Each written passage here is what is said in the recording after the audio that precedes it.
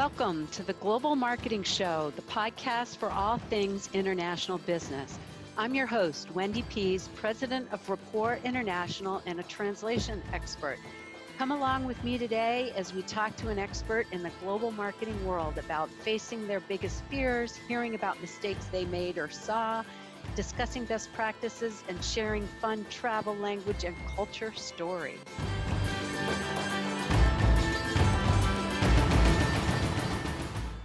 Hi, friends, and welcome back to another episode of the Global Marketing Show. As you know, the show is brought to you by Rapport International, and they provide us with a tidbit. So today's tidbit is about emojis. And do you know where the word emoji came from? Well, emojis, are those little picture characters that are associated with cell phone usage in Japan, but they're now used all over the place. The word emoji comes from the Japanese characters, which mean picture. Emoji is a written character. So it's picture, written character. Isn't that funny? I always wondered where the word emoji came. Okay, so speaking of emojis and games and fun things like that, we've got a really interesting guest here. John Coveyou, I met him through EO, Entrepreneurs Organization, and he began creating board games as a kid, but he waited until 2013 to quit his engineering job and start Genius Games. And between those life events, he was in the Army, he earned a master's degree in engineering from Washington University, and he actually taught chemistry and physics to students of many ages. He loves to talk around a campfire, laugh, and probably tell dad jokes and hear stories about real people who did amazing things.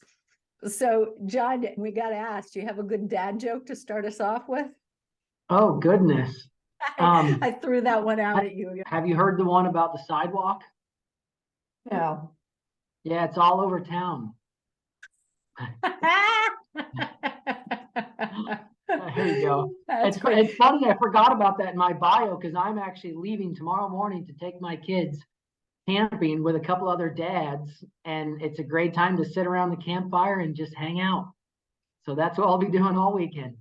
All right, well, you better go pull out that dad joke book and have some at the ready, right? Refresh your memory. Absolutely. Yeah, I love that. And then telling jokes always makes me think of translation, and would that translation actually work in other languages? And that's one that might. I'll have to think of that. Pardon? I said that one might. Yep. Yeah, it just might. Yeah. All right. So tell us about Genius Games. Yeah. So like you mentioned, I started it in roughly 2013. So it's about 10 years old now. It started out as a hobby because I'd always loved board games growing up. I'd always designed just kind of my own little fun adventures and games growing up. When I was a teenager, I got a little bit heavier into some of the modern hobby games, played a lot of Risk when I was in the military.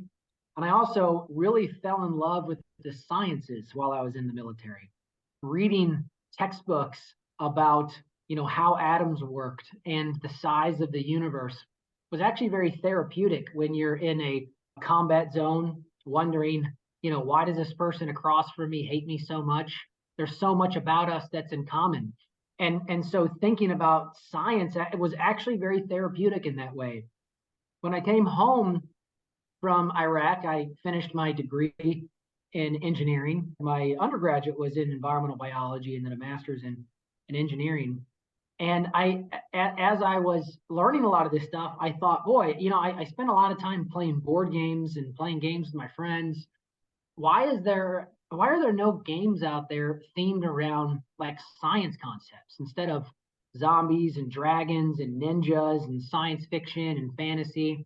I want a good old game about an atom, or a game about the periodic table, or a game about the human cell, or something like that, just a straight science concept.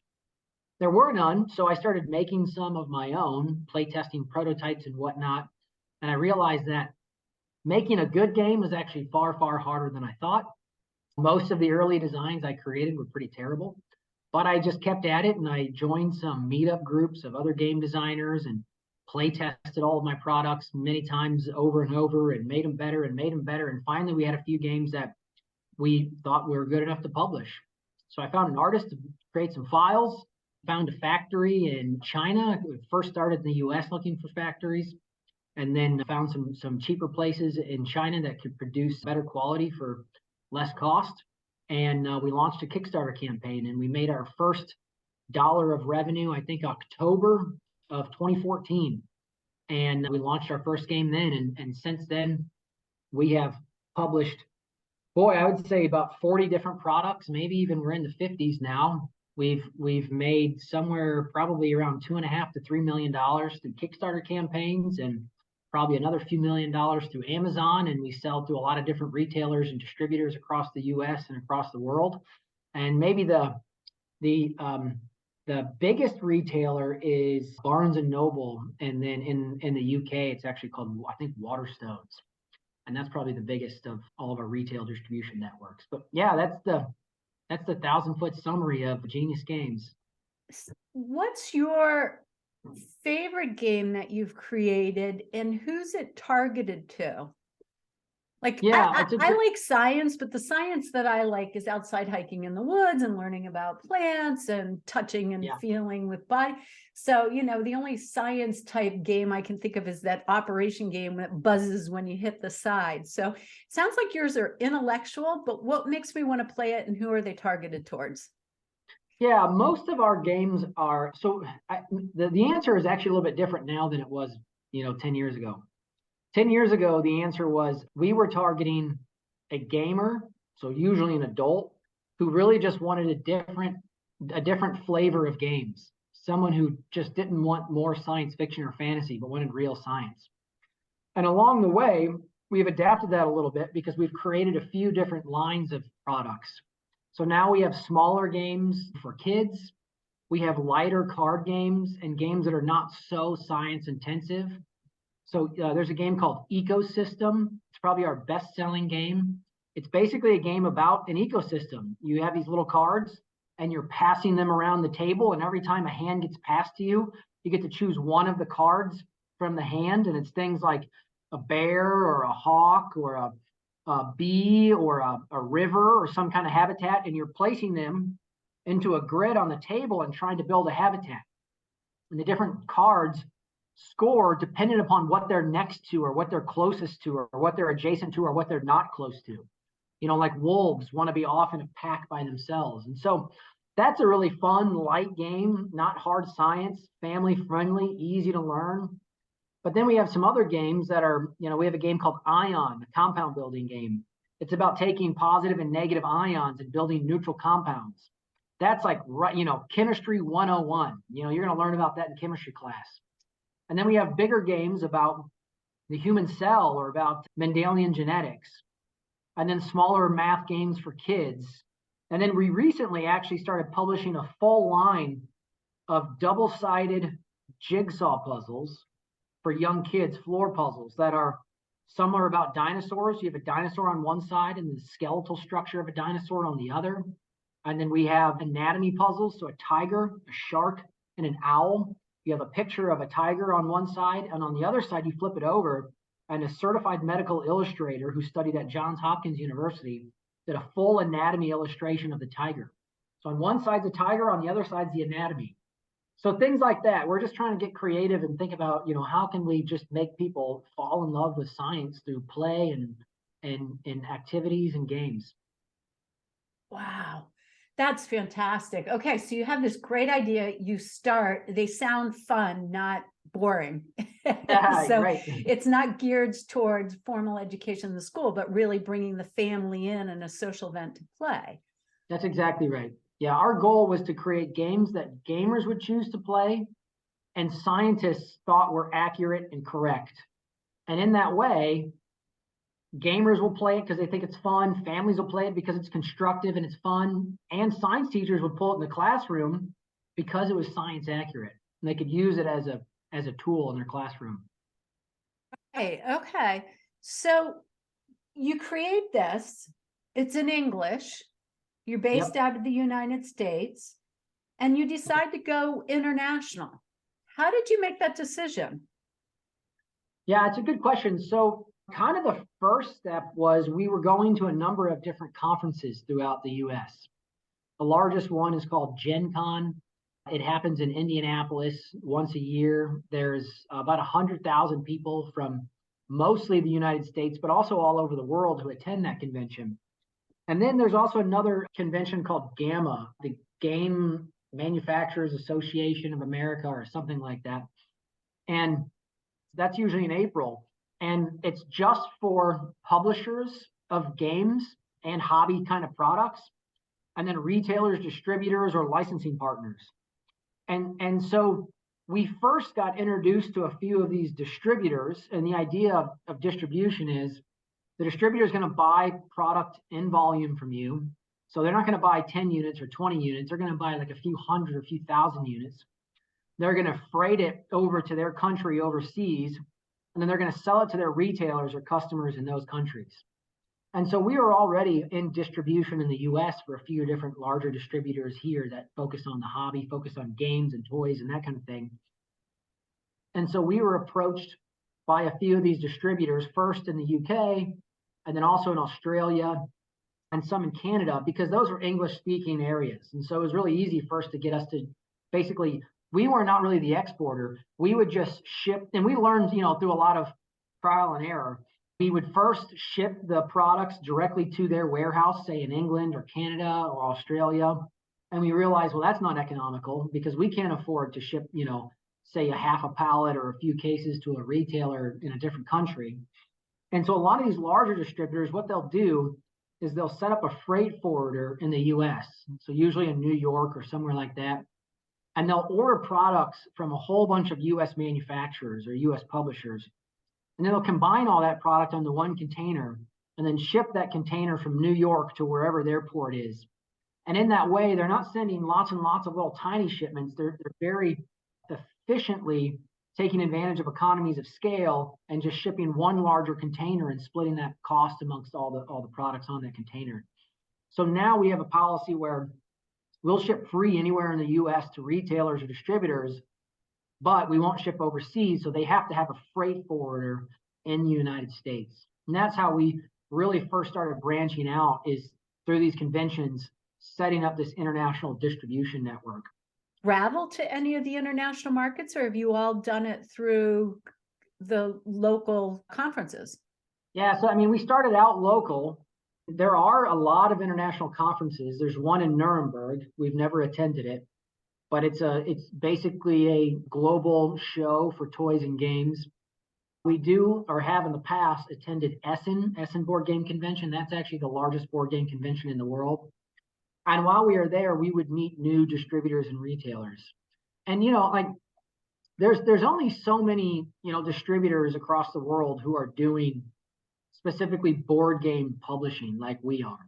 And so once you get into a few countries and you get in with a few different distributors, you've kind of saturated that market. The market that we haven't saturated is the educational market. So the funny thing about all of our distributors and all of our licensing partners across the US, and we can go into licensing too, because that's a completely separate beast. They are all board game publishers. They're hobby focused. None of our partners are education focused. So in the US, even though education is a primary market for us, overseas, a lot of our partners are just focused on selling toys and games. How much of your revenue comes from overseas versus the US? Yeah, I'd probably say maybe about 20%. And part of the reason is we haven't really pushed that hard into this. It's always been a sales channel that has just come to us by default. But 20% is still a few $100,000 of revenue. And so that's still a good chunk of change and really adds to the bottom line. And distribution is one thing, but as we've gone to these game conventions overseas, we started to meet not just distributors but other publishers. And these publishers, they wanted a different model. So they don't want to sell the products. Let's say it's Italy or France or Germany or China or Poland or even Russia, which is all over the news now. Yeah. They don't want to buy English copies and sell English copies in their country. they want to sell copies in that native language. So what we would do with that is we would license products to them under what you would refer to as a licensing fee or royalty. And the way we distinguish this is, so in the US, there might be products that someone else designs or creates, and we will license that product from them. And we will publish it, we'll manufacture it, we'll sell it to our retailers, our distribution channels, and we would give that designer a royalty, right? So it's somewhere between like 3 to 10% of the net sales that we'd receive from the sale of that product. We'd give to the designer of that. It's kind of the same thing that we're doing. Wait, run that by me again. Okay, so you've got a publisher that's based in Spain, right? Yeah. Okay, so they want a Spanish version of it. Right. So rather than you translating it, you license it to them. That's right. Okay, but then the sales are going through them, right? That's correct. Yeah. So there's a few ways we set it up. Normally we'll create a licensing agreement. And that licensing agreement will say they can print, X number of units, say they're going to print, 2,000 units. They're going to owe us 6% of our MSRP, our manufacturer suggested retail price per unit. So let's say it's a $50 game, 6%, that's $3. So they're going to print 2,000 units. They're going to owe us $6,000. They're going to have a expiration date on that contract. They're going to have a language restriction. So it has to be in German, let's say, if it's in Germany. It can't have any English content on it. It has to be purely German.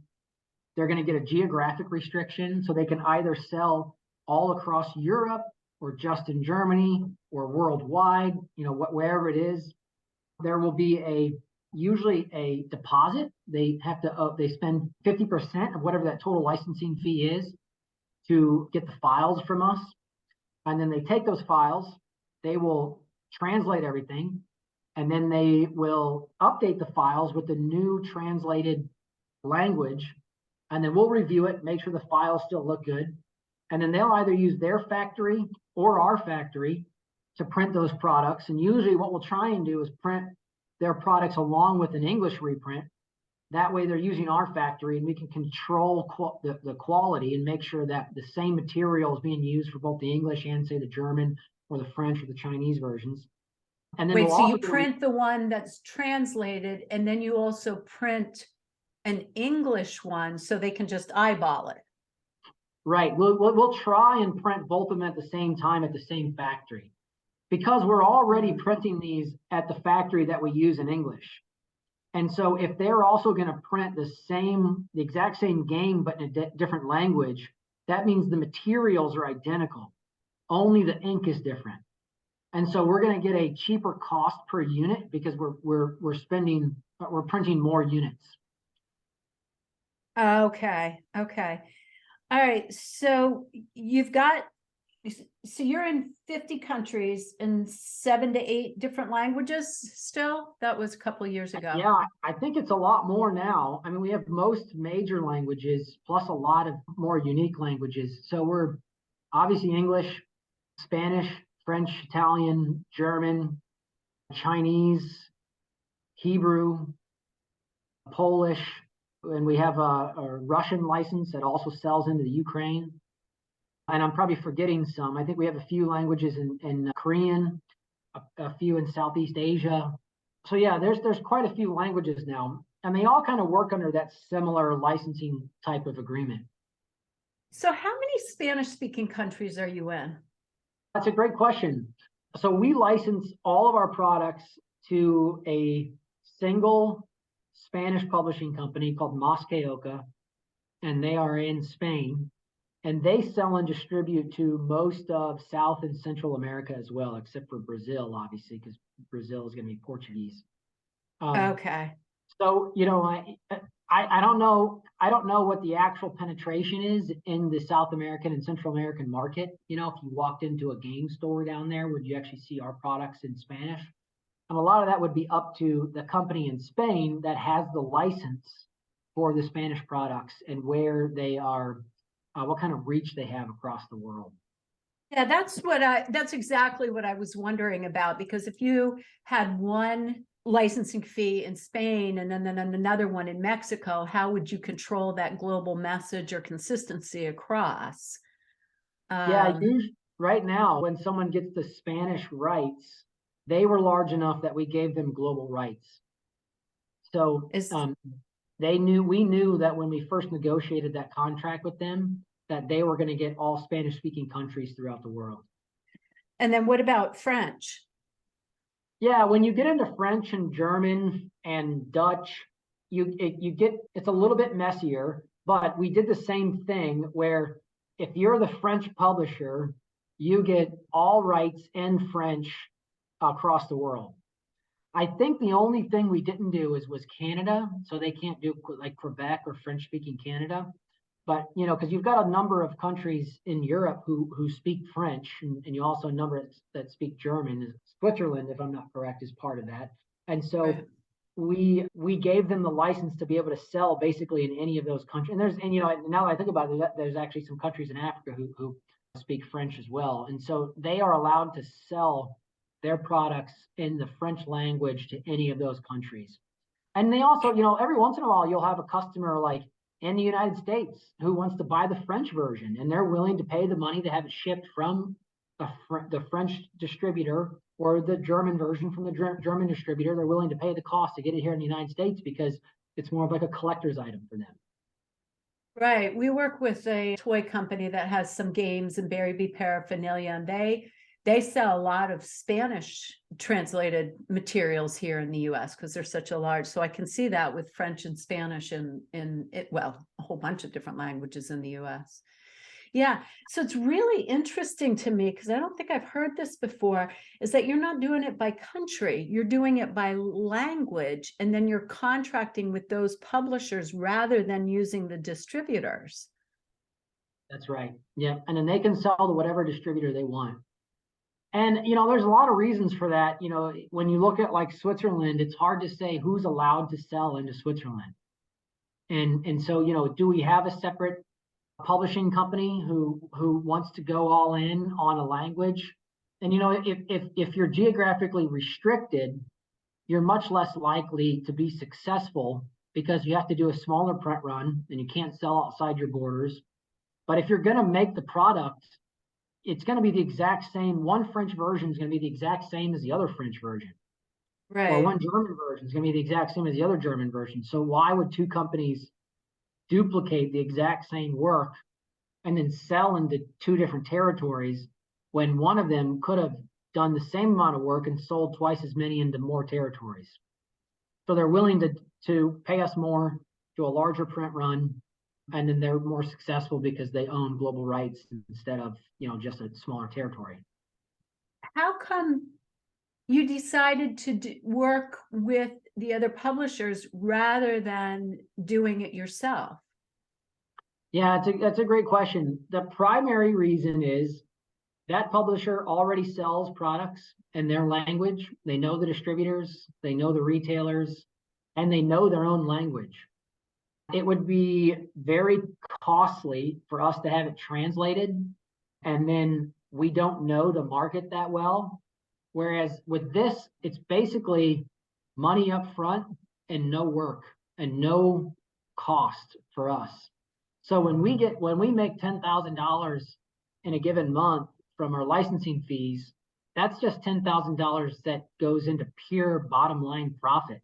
There's no cost for us whatsoever in that $10,000. All the cost is in the publisher, them translating, and then them manufacturing the product. No additional work, no additional cost, just pure profits for us, which is why we use that model. Okay, and so your licensing fee, I wrote it down here, is 6%. What Yeah. do you bring down, if you don't mind sharing, to the bottom line when you're doing it on your own?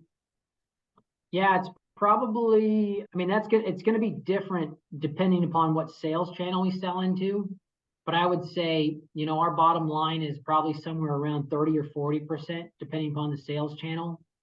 What point, like This model works great for launching it, particularly when you're having it in demand. Have you ever thought about what point you would change it and do it on your own?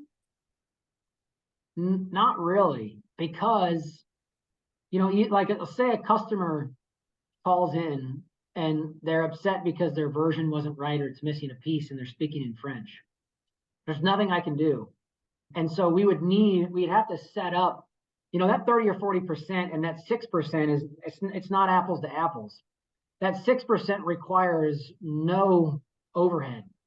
That 30% requires an office and staff and insurance and, you name it. So we have a monthly overhead that we have to pay for so that we can provide customer service for all the customers we have here in the US. If we were then to begin translating ourselves into French or German or whatever other language, and we've got customers that are upset in France or in Germany, there's really nothing we could do. So we'd have to hire someone overseas in that country. And now we have to compare what is the amount of money we're making after we have hired staff overseas. And it seems more economical for us to just enter the market immediately with a massive publishing company who can sell 5,000 units or 10,000 units instead of us trickling in, possibly only selling a few hundred units because we don't know the market, we don't know the language, we don't know the distributors, we don't know the retailers, we don't know how to communicate to the customers. Right. And then you'd be publishing partner competing. does. Pardon? And that publishing partner does. They know all that. Not only do they know all that, they've already been doing that for, say, 10 years. And that's why they're going to be successful at selling our products in those areas. Right. And then you'd be competing against them too if you're coming in as a smaller company. That's right. Yeah. That makes a lot of sense. I mean, and I've seen companies do that and they get to a tipping point where they go, okay, this is just too much to manage all these publishers. We've got enough mass now. And there are ways to solve for that language, like telephone interpreting. So you still build out your customer support team, but somebody calls in with another language and you get an interpreter on the phone to help. So there's a lot of processes that way, but I mean, it's really fascinating how you set up. You've built a good global business, and it's one you could have done without even traveling internationally because you met people here. Yeah, that's right. Yeah. Now, are you selling like e-commerce and online and all that? And do you handle the language, or that's all left up to the manufacturers to do? In those countries? Yeah. Yeah, no, we don't do anything in those countries. We only personally sell in English in the United States. No, and then we do so, and then but basically in English in the United States. Everywhere else outside of that, a distributor owns that territory or is selling in that territory, including Canada. So we sell on Amazon in the United States. We sell on geniusgames.org in the United States, sciencegames.com, sciencepuzzles.com. Those are all our sites here in the United States. Everywhere else, it's either a foreign publisher who has the language rights, or it's an English distributor who is distributing those products to the stores in those areas in English. Okay, so if I go on Amazon.com and I search for Genius Games, then the English will come up for me, but I can't navigate over to the Spanish. No, that's correct. Because it's completely managed in another place, right? So it's and then your website isn't translated. So, right. So you're not getting, so you're not building the robust global messaging and marketing, but you're trusting them to know their market better. That's right. Yeah. That's right. Yeah. It's the difference between like a multinational expansion strategy versus a globalization strategy where it's all under one. Yeah. And there could be, I think we could make an argument in the future for building out our website to be multiple languages and to geolocate to those sites. However, say it's, Spanish, or going back to the German version we've been talking about, we'd still have to basically sell the German copies that the German publisher owns, right? Because we don't own those copies. The German publisher does. So if they ordered it from that site, the German publisher, we could basically like rebuy those games and ask the German publisher to ship it to the product, to ship it to the customers that came to our site to order. But then, you're kind of coming full circle. Maybe we just act as a retailer to them in that case. But, at the end of the day, a lot of those customers in Germany, here's the thing, if you're a customer in Germany, you're not going to geniusgames.org. You're going to wherever customers in Germany buy board games. And so, we'd have to really build out our marketing platform in that area to make translating our website in that area viable. And if we did that, we're basically then cannibalizing the licensing partner that we have just given the rights to anyway. So, and for us, if I want to make more money, I'm going to make more products, or I'm going to push other sales channels in the US. I probably wouldn't, my growth strategy wouldn't be to compete with our partners that are already giving us a good amount of profit. So, okay, play me out on this. So say you take your website and you translate it, and is it Genius Games in all the countries, or did they translate the name of it? Genius Games is not translated in any other languages. So it's just Genius. If someone finds Genius Games, they're going to find just geniusgames.org, the US site. But it won't, it'll ship. I think we ship to Canada, but that's the only place we ship to from that site. Yeah, see, I think that there's a co-marketing opportunity, a way to support your distributors. Let me play this out, because for sure, is if they're searching Genius Games and they come to your website and it's all in English, you then put a stop to the buyer and they've got to do more work. But imagine they get there, they see best practice, the globe, they drop down, they see the language, and then the language page goes to support your distributor. Yeah, that's good. Yeah. We should probably put language links to those distributors, or at least like, here's some retailers in that area you can purchase products from. Yeah, because then you have a landing page, and then they'd be able, and then if you put the link to their website where they can buy it, they'd be able to track what's coming in from you, and so then you're supporting the distributor and increasing your revenue coming in. Right. Yeah. Now, another thing that I'm curious about is, do you ever check the quality of the translation? Yes, they're required to send us a number of samples. And so after that print run is done, we'll usually get 3 samples. And then sometimes I'll keep them as souvenirs. And then other times we'll, give them away as a raffle or something like that. But yeah, usually we'll look through it, just make sure the quality is the same. Do you have somebody that speaks the language, like do a check edit against it? No, that we kind of leave that up to that publisher. And what's just the trust in the publisher? Yeah, because we have the publishers that we've been working with, they've translated, most of our games into that language, and they're good at it. And the reality is there's a lot of lingo in games. There's a lot of terminology that they're going to know as native speakers that we just would never know unless we were, gamers. Mm-hmm. Yeah, that's certainly the case. Do you ever worry about them taking liberties and changing messages or meanings or part of the game from the original concept? No, I don't think so. No, there's nothing that sacred in the games that we would care if they did that. Okay. Yeah, that's what I'm wondering about, because I've seen instances where people will have their distributor do the translation and they change the marketing message to a sales type message. And so in the games, like as I was asking the question, I was trying to process whether there'd be something, but it's pretty factual because it's science, right? Yeah, and most of what they're translating is, say, the name of the game and the rule book and the words on the cards. So, words on the words on the board, the words on the cards, and then the rule book. So however they would explain the rules in their language is, really up to them. There's not a lot of marketing material in the games. Right. So that's really up to how they decide they want to market the products. And they would be marketing our products along with all their other products. So we would have less control over how they went about marketing them. Right. And then you're tracking numbers and know what you'd expect to see them selling. Right. Right. Because you have contracts with that. Yeah. I mean, it's brilliant how you've set it up. I mean, it's so exciting because Yeah, you've got thank you. that natural growth. Yeah. So yeah, if you want to explore translating your website, I have a bunch of other ideas on that, but we don't have to capture that now. We're kind of coming to the end of time, which is such a bummer. And you know, this question's coming at you. What's your favorite foreign word?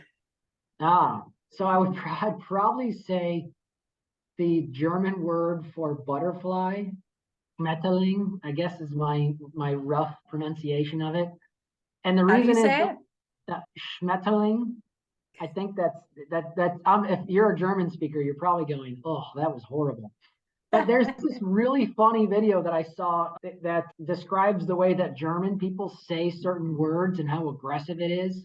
And my mother-in-law was born in Germany, and my wife grew up speaking German as well as English in the home. And so there was this video we saw about how people in Italy pronounced certain words, and then the word in French, and then the word in German. And it is like really beautiful and French and Italian and Spanish. And then it was this really rough Schmetterling for butterfly. And that always just stuck with me. And it was just always such a funny thing. So Oh I my remember gosh. that word. Can you still access that video? I'd love to put that in the show notes for people Yes, to watch. I will. Okay. Yeah, I'll pull that up. Okay. So we'll share that on the show notes. And then do you have any recommendations for people that are thinking about exporting or that they're afraid of exporting? That's a great question. I mean, I'd probably say there's a lot of conventions for whatever kind of product, international conventions. And those are probably some of the best places to go to meet other people who are doing that, to identify who the exporters are, who the international partners are. There's also just there's an enormous amount of content online you can find about it. You know, I know Sheltered International, they're a large freight company that we use a lot, as well as Freightos. They both have. Can you say the first one again? I didn't catch that. Yeah, Sheltered International. SHELTERED International. I think that's right. Yep. Yeah, Okay, like I've never heard of that. Sheltered. Yeah, and what was the next one? And the other one is Freightos. It's like freight, but then OS. Freightos. Oh, yeah, good name. Sheltered International. Anytime we are sending things overseas or picking things up from China, they're basically like a customs broker, and they'll search for a container.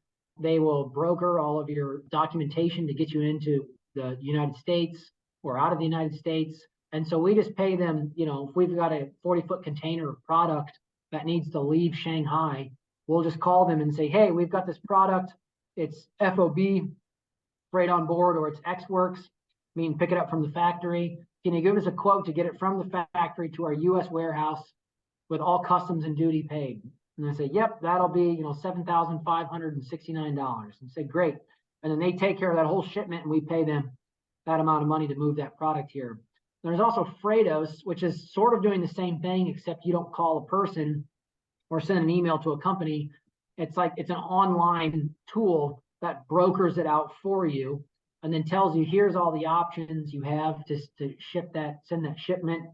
You can do an LTL, less than truck load, or LCL, less than container load, or you can do full containers, 20-foot containers, 40-foot containers, you know, 40-foot HQs or HC, high capacity containers.